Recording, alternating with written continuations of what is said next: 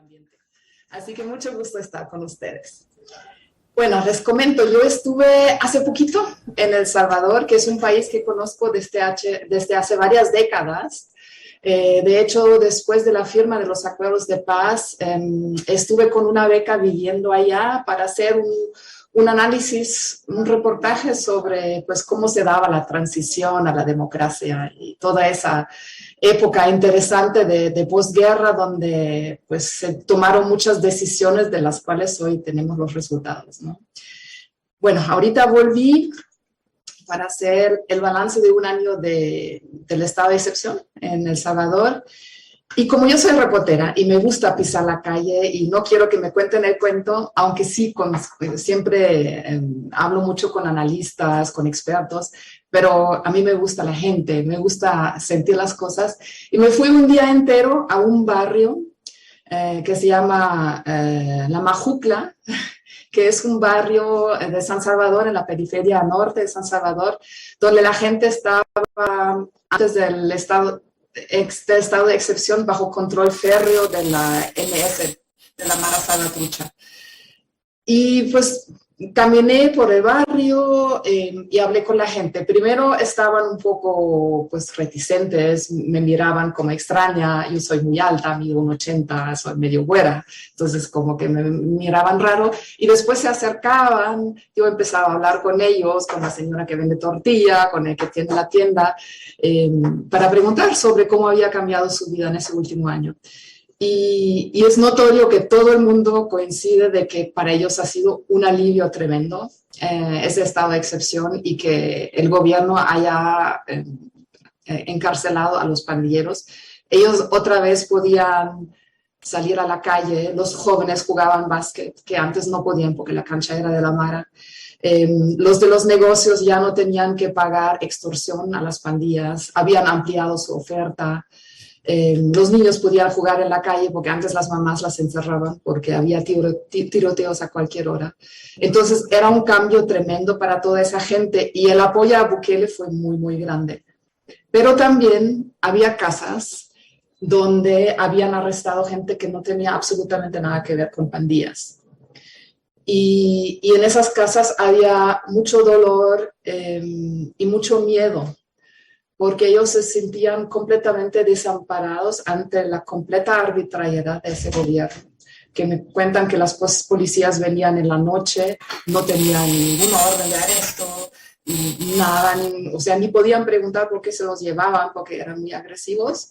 Y esa gente varios tienen ya 10, 11 meses encarcelados sin que los familiares los hayan podido visitar, sin que tengan mucha noticia de ellos, porque no pueden hablar con ellos.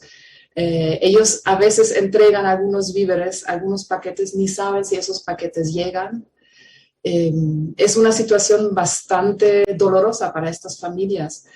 Y lo que más duele es que a veces hay madres de familia que dejan hijos desamparados, porque pues los papás ya se fueron, entonces los niños quedan a cuidado de hermanos mayores si hay, o a cuidado de vecinos o algún familiar, y es una situación compleja para esas familias.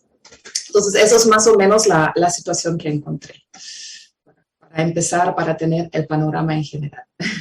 No sé si ahora quiere Rodrigo ya entrar un poco en el análisis y yo después me uno a ustedes. Pero eso es más o menos la situación en el lugar, en los barrios que han sido afectados. Adelante, Sandra. Sí. Yo creo que eso vamos a hablar después. Primero quiero un poco contestar lo que dijo el colega Rodrigo. Perfecto, adelante. O sea, la percepción es así, o sea, esos 90% son reales, pero esa tiene una historia, o sea, eso no cayó del cielo. Hubo muchas falencias políticas en toda esa historia de la posguerra de El Salvador, algo que mencioné yo que vivía ya en la posguerra. Los gobiernos dejaron crecer el monstruo. Nunca hubo realmente una política seria en contra de las pandillas. Lo que hubo, y en varios gobiernos, y también en el gobierno de Bukele, fueron pactos con ese monstruo, y sobre todo para controlar los asesinatos, para bajar el número de asesinatos y para poder hacer campaña en tiempos electorales. O sea, hubo un pacto político-criminales entre los diferentes gobiernos y también el de Bukele y las maras. Y los jefes de las maras, porque las maras de El Salvador tienen una particularidad, son muy centralizados. Y los grandes jefes están casi todos encarcelados. Y con esos grandes jefes en la cárcel ellos negociaban y esos son los jefes que se llevaban un montón de ventajas. Por ejemplo, pues en las condiciones carcelarias, algunos podían salir antes del tiempo, los liberaron los gobiernos. Bukele liberó uno que estaba pedido en extradición en Estados Unidos, por eso Washington está muy enojado con Bukele. Hubo dinero también. Ellos eran los reyes en las cárceles y ellos transmitían las órdenes a sus subordinados.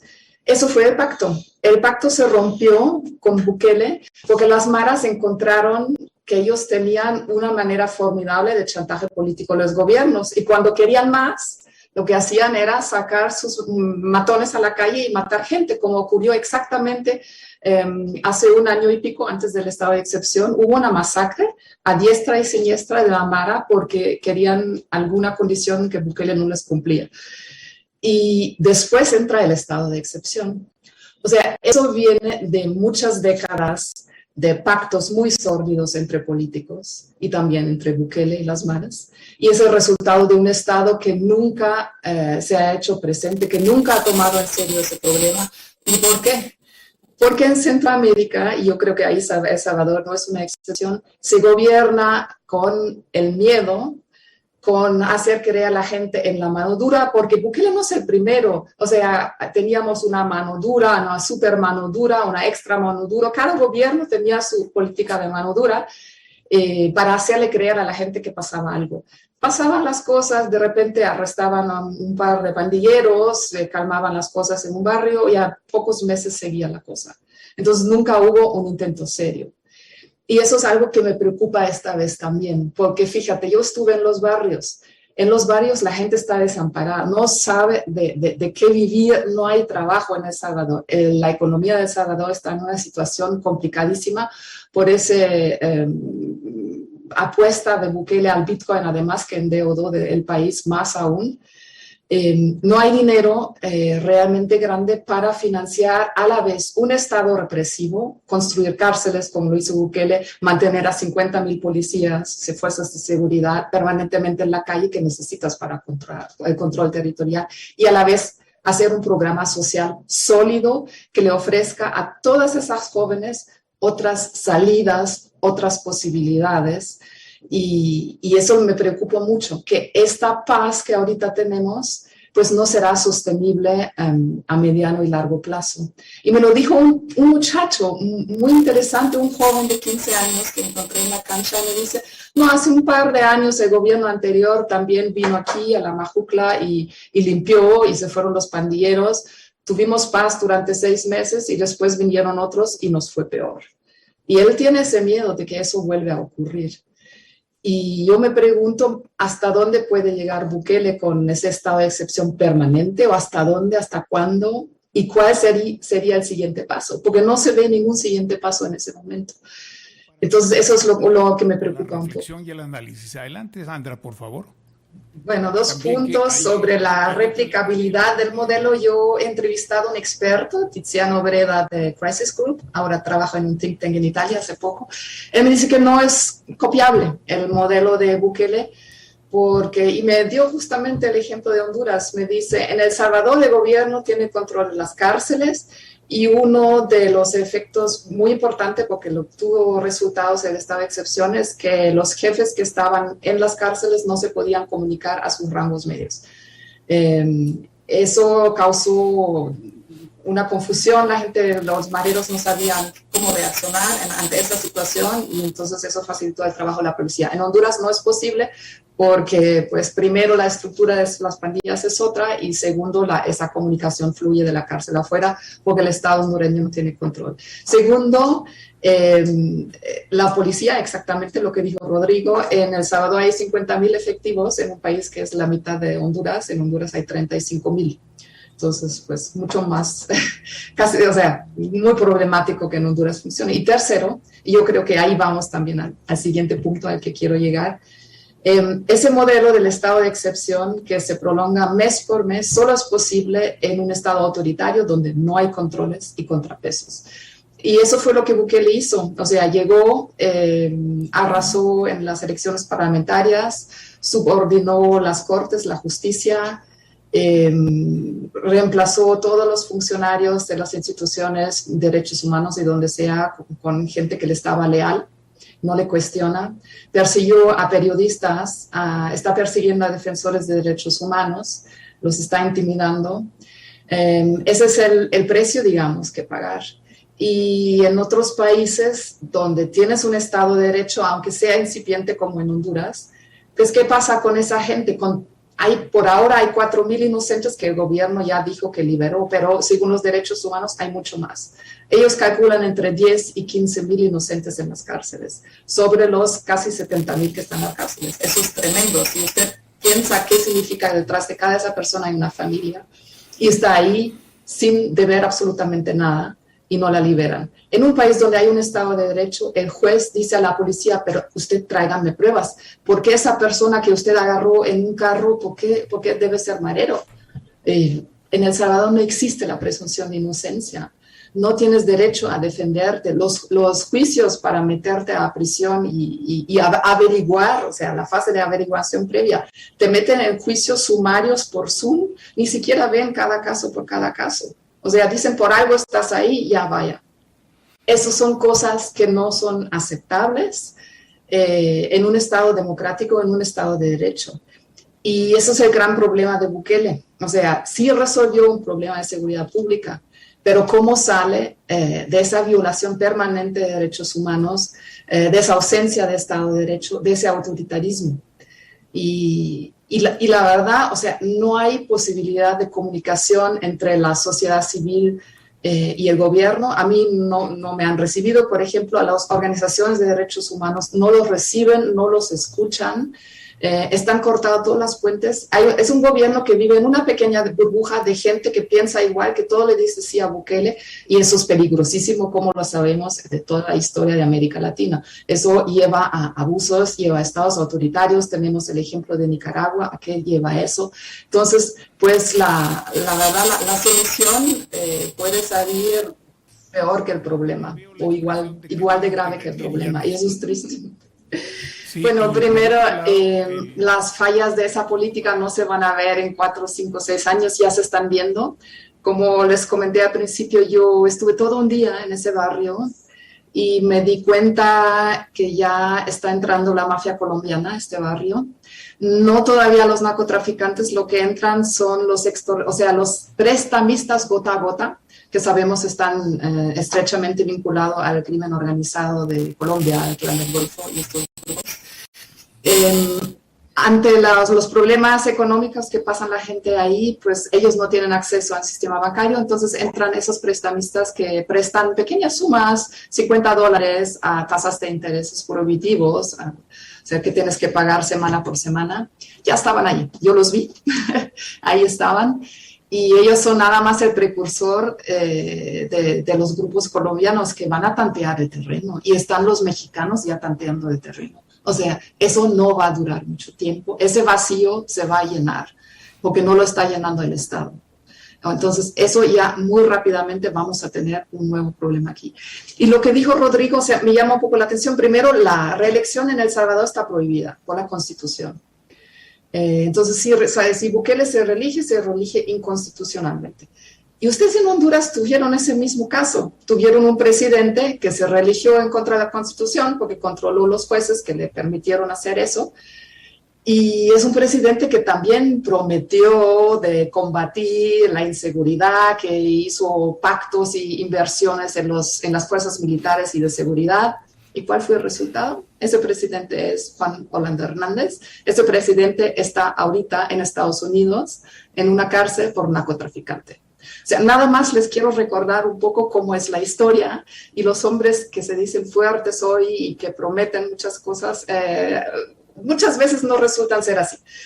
Y yo creo que hay un problema estructural de fondo en América Central, que es el nulo interés de la élite de esos países en establecer realmente contrapesos, controles, división de poderes, rendimiento de cuentas, transparencia y Estado de Derecho.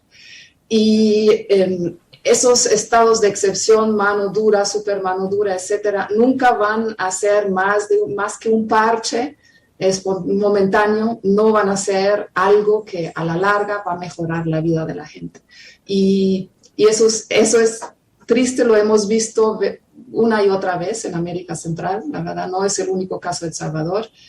Y todas esas promesas de mano dura al final abonan a gobiernos más autoritarios que justamente tratan de zafarse de controles externos. Yo sigo esperando en Honduras, por ejemplo, una comisión contra la corrupción, un poco como la CICI que tuvimos en Guatemala. Este gobierno lo prometió, no lo veo.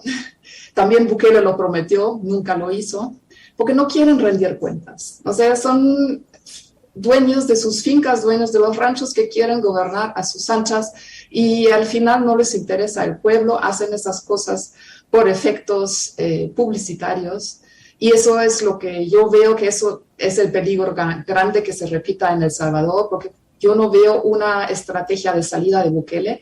Él resolvió el problema de pandillas, es cierto, pero ahorita sería el momento de dar un paso más adelante y tratar de reconfigurar las relaciones con la comunidad internacional que tiene El Salvador tachado por el tema no tanto el del autoritarismo, pero también el tema del Bitcoin, tiene problemas de conseguir préstamos en el IBE, en el FMI.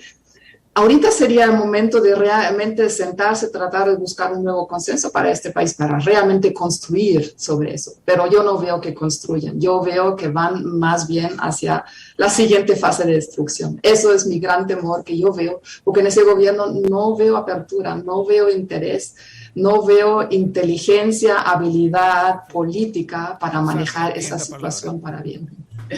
Bueno, A ver, te quiero contestar con una frase que me dijo un amigo historiador en El Salvador. Pues Bukele es el resultado cuando la comunicación le gana a la política. Y me pareció una frase muy sabia, la he estado pensando mucho y creo que tiene la razón. Bukele hace más comunicación que política y eso es la tragedia de este país. Pero quiero retomar lo que tú dijiste de los grupos de crimen organizado que están presentes ya en la Amazonía, en el Perú. Pues digamos que siempre han estado presentes en zonas de Perú. Yo me acuerdo que hace como 10 años estuve en el Braim, que fue una región muy curiosa. Explica qué es el Braim. El Braim es el valle de los ríos Apurímac, N y Mantaro. Y es el valle donde estuvo muy fuerte la guerra civil con Sendero Luminoso y donde se empezaron también grupos paramilitares que se financiaban cultivando coca. Y hoy es el valle una de las valles donde se produce muchísima hoja de coca que se saca en avionetas en general a Bolivia, donde se procesa y luego se exporta por otros lados. Y es una zona que está fuertemente militarizado y fuertemente narcotraficante.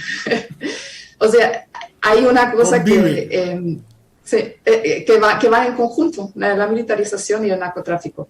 Y eso es un problema que yo veo, lo mencioné en El Salvador, que ya están entrando otras bandas que pueden resultar mucho peores que las maras. O sea, ahorita nadie lo está viendo, nadie lo quiere ver, pero pues nosotros ya hemos vivido eso. Yo he estado en tantos lugares en América Latina. Yo lo estoy ya como que, o sea, tengo el temor que eso puede pasar, que entren los cárteles mexicanos. ¿Qué va a hacer la policía salvadoreña contra los cárteles mexicanos? Nada, o sea, van a estar rebasados completamente y para la gente puede resultar muchísimo peor. Y cuando se dan cuenta y se da esa situación, ¿qué hacen en un país autoritario donde ya no hay posibilidad de elegir a nadie porque Bukele ya controla todo? Bukele está en una reforma política electoral en ese momento, está cambiando los municipios para asegurarse que pues, su partido va a seguir en el poder. O sea, ya está en el maquillaje electoral, preelectoral. Todo esto lo hemos visto tantas veces y la que siempre sale sufriendo es la población que ahorita aplaude el resultado, pero que no ve el hambre que mañana lo espera en ese camino. Es que yo digo, el estado de excepción, los resultados que tiene Bukele bien, nadie se los contesta, todo el mundo dice que estuvo bien lo que hizo, pero ahorita hay que dar un paso en otra dirección y yo no veo que ese gobierno es capaz de hacerlo eso. Y sigue así, ¿qué va a pasar si siguen los cárteles mexicanos? Bukele no puede reaccionar. Es el peligro de un narcoestado como lo tuvimos en Honduras. Va a tener que pactar con ellos. Va a estar en manos del crimen organizado porque es un estado muy frágil. Y eso es lo que yo temo que pueda pasar en El Salvador. Me preocupa muchísimo. Una repregunta, por favor, Sandra. ¿Has observado algún partido político, uno o en coalición con otras organizaciones políticas que en El Salvador en este momento estén tratando de hacer algo diferente? No, y es muy complejo en este momento también porque los cuadros están muy diezmados. Hay muchísima gente en el exilio, líderes políticos también. Hay otros que están presos, tiene presos políticos Bukele. Entonces es como muy difícil para ellos organizarse y también es una oposición que quedó como muy huérfana de no solamente de cuadros, pero también de ideas. A la derecha Arena y a la izquierda también el FMLN. Entonces es como, también eso es parte que juega a favor de Bukele, que esa oposición en el momento no se le ve que está levantando cabeza. Pero eso no quiere significar que en un mediano plazo sí lo puede hacer con nuevos cuadros, porque si siguen así los abusos, se va a formar una resistencia de este grupo de la población que no está contento con Bukele. Y ese grupo existe y en algún momento se van a formar, se van a organizar y algo va a salir de ahí. En todos nuestros países es muy importante la presencia de la convicción, la creencia, la fe y las instituciones religiosas. Desde los años 60 hay un libro de la Liv de Piné que se llama El refugio de los pobres, que se refiere a la ola evangélica. Mi pregunta con esta microintroducción es bien concreta para ti, Sandra, antes de pasarle la voz a Rodrigo. ¿Qué están haciendo las iglesias católicas y otras iglesias cristianas en El Salvador en relación al fenómeno o al gobierno de Bukele, para hablar en términos más precisos? Están muy divididas las iglesias, a la vez la iglesia católica y también las iglesias evangélicas, que son ya muy importantes en El Salvador. Hay una parte de los pastores o también de los curas que están apoyando a Bukele, también públicamente, pero también hay resistencias. Hay un centro de derechos humanos de la UCA, por ejemplo, que es muy importante, que está haciendo encuestas, que está haciendo críticas, que saca informaciones que no le gustan al gobierno. Y también hay algunos pastores evangélicos que están extremadamente críticos ante ese fenómeno. Están muy divididas las iglesias. Adelante, Sandra. Pasando pues la Rodrigo, dimensión económica es parte del problema, y yo creo que no solo en El Salvador, sino también en toda Centroamérica. Después de la paz, cambió la estructura económica del país. El Salvador ya no vivió tanto de lo que produce. Antes era un país que producía mucho textil, por ejemplo, pues el café mencionaste, otros productos básicos, pero la élite salvadoreña, que se hizo rico con la caña y todos esos productos, se reconvirtió a los servicios bancarios y al comercio. Y abandonaron un poco la producción porque venía el Tratado de Libre Comercio con Estados Unidos, y esos tratados de libre comercio son muy complejos para países que tienen una estructura productiva tan inferior a la de Estados Unidos como pues son los países de Centroamérica. O sea, se destruyó prácticamente todo el aparato productivo de El Salvador porque no podían competir. Quedaba un poco de maquila de textil, pero la maquila de textil es una maquila que ustedes saben que, o sea, se cierra rápidamente cuando se empeoran las condiciones y se va a otro lado. Son totalmente golondrinas y van por donde es más barato producir o más fácil el acceso a los grandes mercados consumidores. Entonces no duró mucho tampoco. ¿Y qué hizo la élite salvadoreña? La élite salvadoreña controla los bancos y controla el comercio. Y ese comercio es donde se gastan todas las remesas que llegan de Estados Unidos, porque es esencialmente consumo.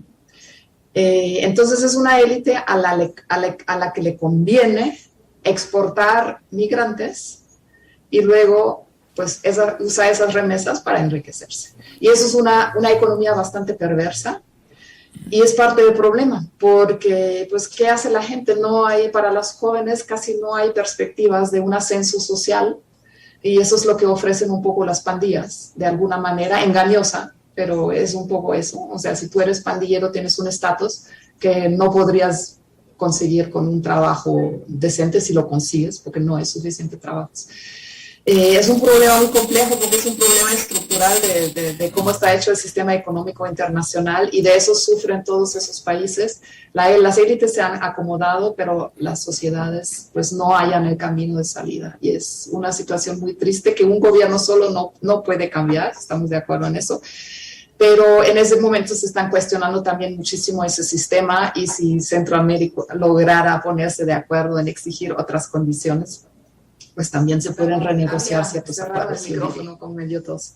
Pues eso justamente yo creo que ahorita no le dan las cuentas. Y el hecho de esos países de coquetear con China, eso tiene que ver también con esa falta de recursos. Y han visto que desde China es un poco más fácil obtener créditos, obtener programas de inversión. Hay menos condiciones, hay menos vigilancia también, y se hacen más rápidos esos proyectos en general. Yo creo que eso es una de las razones principales por las que muchos países frágiles se están volteando hacia China, porque consiguen muchísimo dinero ahí. Y pues Honduras es uno de los últimos que se dio vuelta. Y yo creo que justamente con ese cálculo El Salvador fue un poco antes.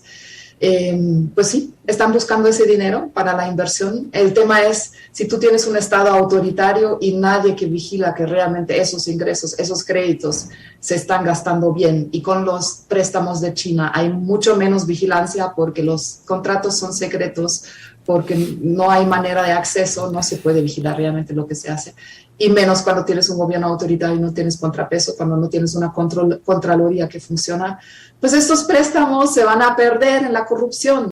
Sabemos que es un problema endémico de esos países.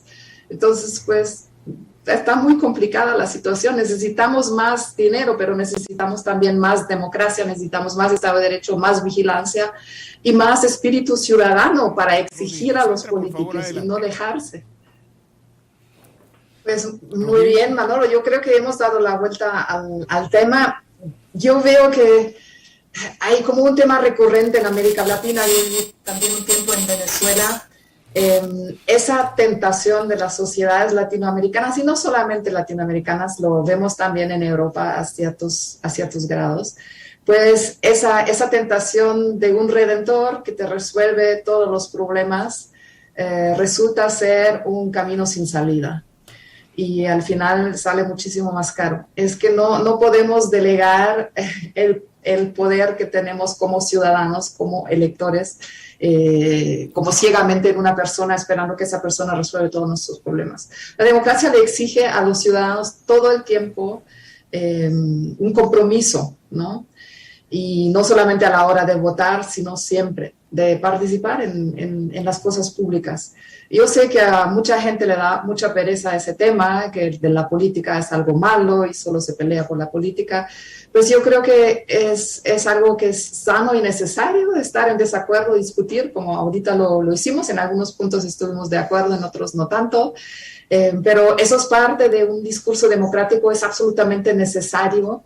Y debe ser una práctica desde el kinder. Deberían elegir un representante en todas las escuelas.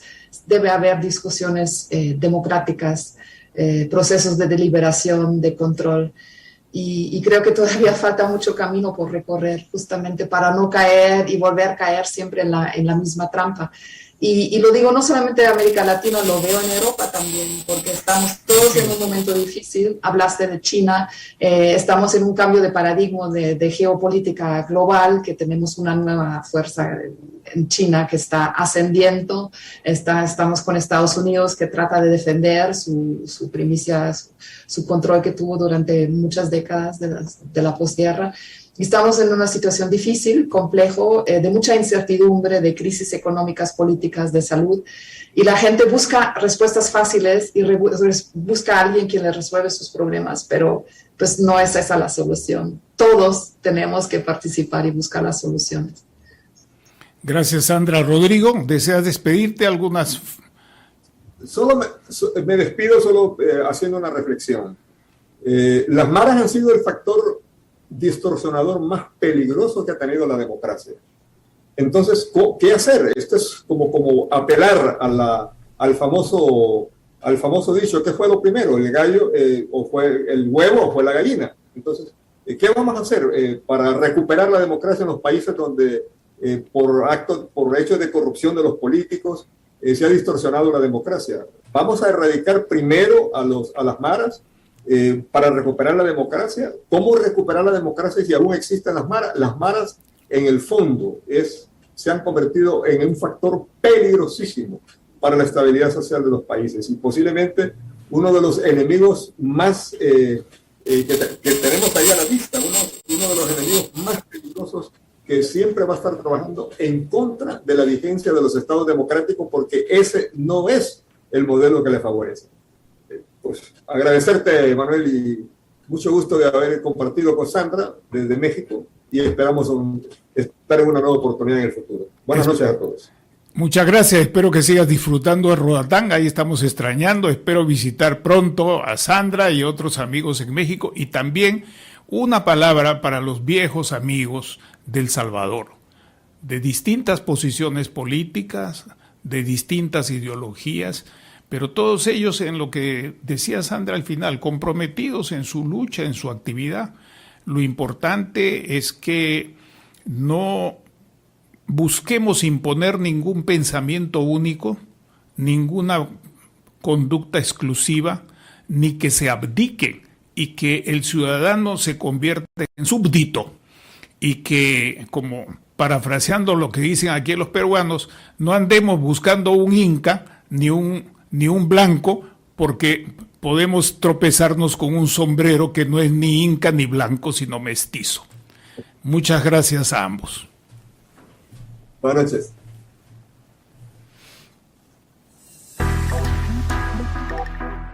Hemos presentado Geopolítica en RCR.